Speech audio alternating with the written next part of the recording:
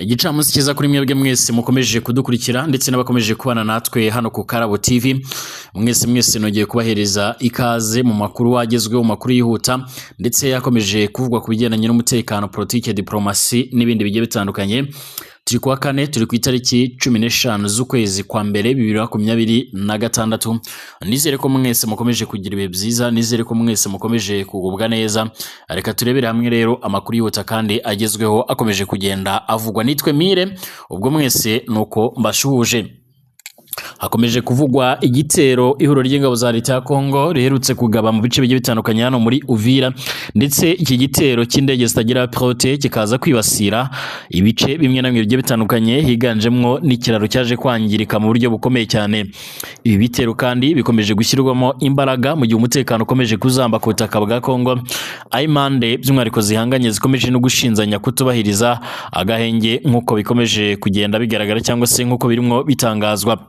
Hanyuma kandi ndaza kukubwira ko i Rwanda Perezida Joao Lourenço yakiriye abayobozi b'amadini muri Repubulika Demokarasi ya Kongo. Icyakora hari amwe mu madini atabashije kuba rero by'umwihariko atabashije kuba yakwitabira ibi biganiro bishya bisa naho byamaze kugenda bitangizwa. Ndakubwira yuko kandi mu Burundi umwe mu banyamakuru by'umwihariko witwa Sandra Muhoza yamaze gukatirwa imyaka igera kuri 4 y'igifungo. Ndagaruka by'umwihariko ku bigendanye n'amatora akomeje kugenda bera hano mu gihugu cya Uganda, igihugu cy'abaturanyi. Kaze kuri mwebwe mwese rero mukomeje kudukurikira ndetse n'abakomeje kubana natwe muri izi gahunda z'amakuru. Mwese bifurije kugira ibihe byiza, bifurije kumererwa neza cyane. Reka turebere hamwe amakuru yihuta kandi agezweho akomeje kugenda avugwa. Niba uri hano mu Burundi ndagushuje kandi mwifurije ibihe byiza. Niba uri hano mu Rwanda, muri Uganda, Tanzania, Kenya ndetse n'andi, reka mwese mbifurize kubwa neza cyane, mbaha n'ikaze kugira ngo turebere hamwe amakuru akomeje kugenda avugwa. Mwese ndabashuje. Ingabo za Repubulika Demokarasi ya Kongo nk'uko byamaze kugaragara ku munsi weje kwa gatatu ari tariki ya 14 Mutarama 2025 zagabye by'umwihariko igitero gikomeye cyane cya drone ku cyambo cya Karundo giherereye muri teritwari ya Uvira mu ntara Kivu y'Amajyepfo. Cyari igitero kiremereye cyane kuko kifashijwemo indege z'intambara zitagira abapilote.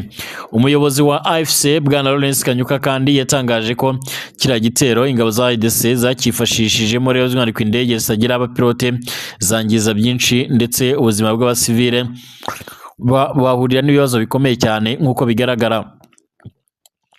Amafoto Bwana Lawrence Kanyuka kandi yashyize ku mbuga nkoranyambaga cyane ku rukuta rwe rwa X yitwa Twitter, agaragaza inzu nini cyane yangijwe bikomeye cyane n'ibisasu byarashwe n'izi drone.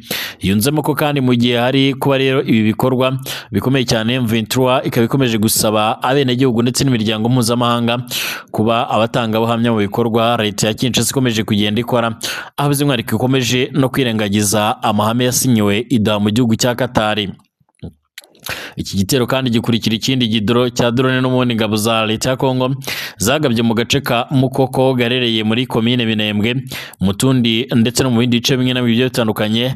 Hari kuwa 12 Mutarama 2026 kikaba cyaratwaye ubuzima bw'abasivile benshi. Iki kandi nacyo kirakurikira ikindi kimaze guhitana abatari bake mu minsi ishize, aho mu minsi mike ishize nabwo by'umwihariko izo ngabo zagabye ibitero bya drone mu mujyi wa Masisi byica abaturage babarirwa muri za 20 ndetse abarenga 40 barakomereka. Ingabo za Kongo kandi zikomeje kugaba ibi bitero mu gihe ubutegetsi bw'iki gihugu rero butera umugongo ibiganiro by'amahoro bya Doha bisanzwe rero bihuza impande zombi. Perezida wa EDC Félix Antoine Tshisekedi Tshilombo ari gukora ibishoboka byose kugira ngo atangire rero ibiganiro bishya bihuriza rero hamwe rero abanyekongo bo mu ngeri zitandukanye i Kinshasa, binashobora kandi gutuma ibiganiro bya Doha ari byo rero byari bimaze kugeraho rero by'umwihariko ibyo byari bimaze kugeraho nabyo byibagirana. Kugeza ubu ngubu kandi ibi bitero bikomeje kwemezwa ko bikomeje gufashwamwo n'ingabo z'abarundi, aho izi drone zikunze guhagurukira mu bigo bya gisirikare by'u Burundi cyane mu gisagara cya Bujumbura, ahasanzwe kugeza amagingo aya ngaya hanahana urubibi n'ibice bigiye bitandukanye byano ku butaka bwa Repubulika Iharanira Demokarasi ya Kongo. Amakuru yihuta cyane akomeje kugenda tugera rero akabashimangira yuko abarundi bakomeje kuba nimero ya mbere mu bigendanye no gufatanya ndetse by'umwihariko no guhangana n'intambara nk'uko amakuru atugera bivuga. Amakuru yihuta cyane kandi akomeje kugenda aratugera muri uno mwanya akaba akomeza gushimangira ko intambara ikomeje kugenda ihindura isura ndetse intambara ikomeje kugenda ifata indi ntera ku butaka bwa Repubulika Iharanira Demokarasi ya Kongo. Ibi bitero kandi birasa n'ibyongera guteguza ndetse no kwibutsa umutwe wa 23 ko ukuriye kuva mu bice wafashe, ariko uyu mutwe wavuze yuko uzakomeza kubigenzura byanze bikunze ndetse banaherutse gukurira inzira ku murima bwana Tshisekedi bamenyesha yuko atakaba yagitekereza bimwe mu bice byamaze kubohorwa n'uyu mutwe wa 23. Nimero ya mbere rero kimwe mu bice uruhande rwa leta ya Kongo rukunze kugenda rugarukaho cyane runavuga ko rwifuza ko icyo gice cyajya mu maboko y'ingabo za leta, harimo imijyi igiye itandukanye, hakaba harimo n'ibindi bice bigiye bitandukanye byiganjemo nka Uvira baherutse gufata, ibintu byongeye guteza intugunda ndetse n'umwiryane ku butaka bwa Repubulika Iharanira Demokarasi ya Kongo nk'uko bitangazwa.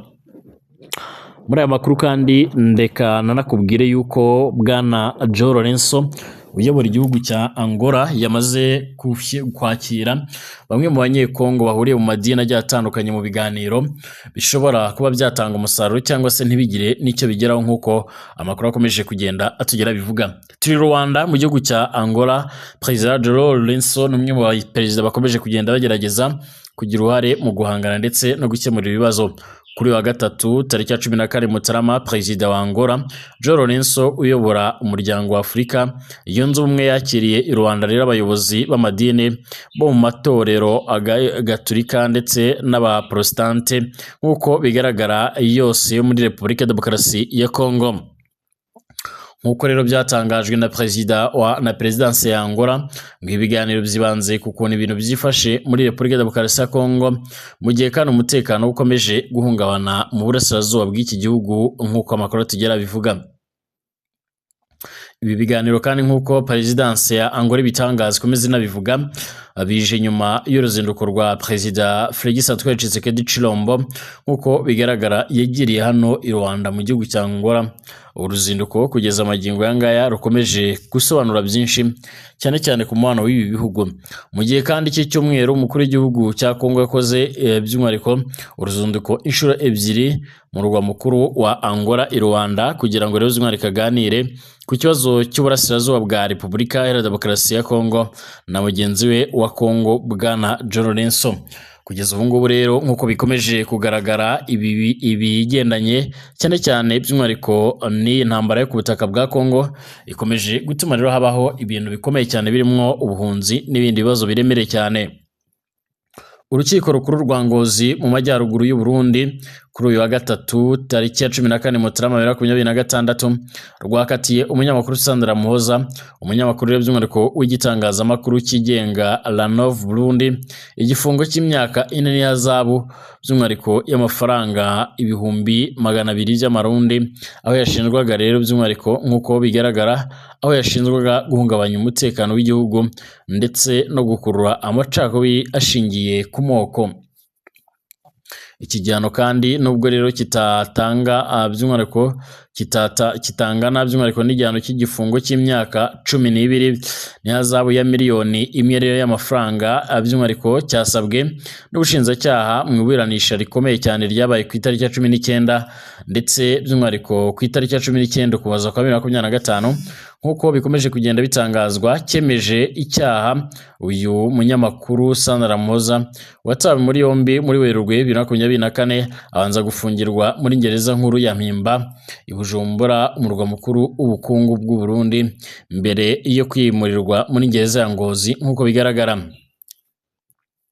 Ibirego Sandra Muhoza kandi aregwa bijyanye n'ibitekerezo bivugwa ko yatanze mu itsinda rya WhatsApp ry'abanyamakuru baho rero by'umwihariko uyu wari waramaze rero gukatirwa mu Ukuboza kwa 2024 igifungo cy'amezi 21 nk'uko bikomeje kugenda bitangazwa kubera ubutumwa bwasangijwe muri iri tsinda rya groupe, abaye ikimenyetso cy'igitutu gishyirwa by'umwihariko ku bwisanzure bw'itangazamakuru mu Burundi nk'uko iyi nkuru tuyikesha COS Medias Burundi ivuga abamwunganira bamaganye ibyo birego bidasobanutse kandi bishingiye kuri politike nk'uko bigaragara.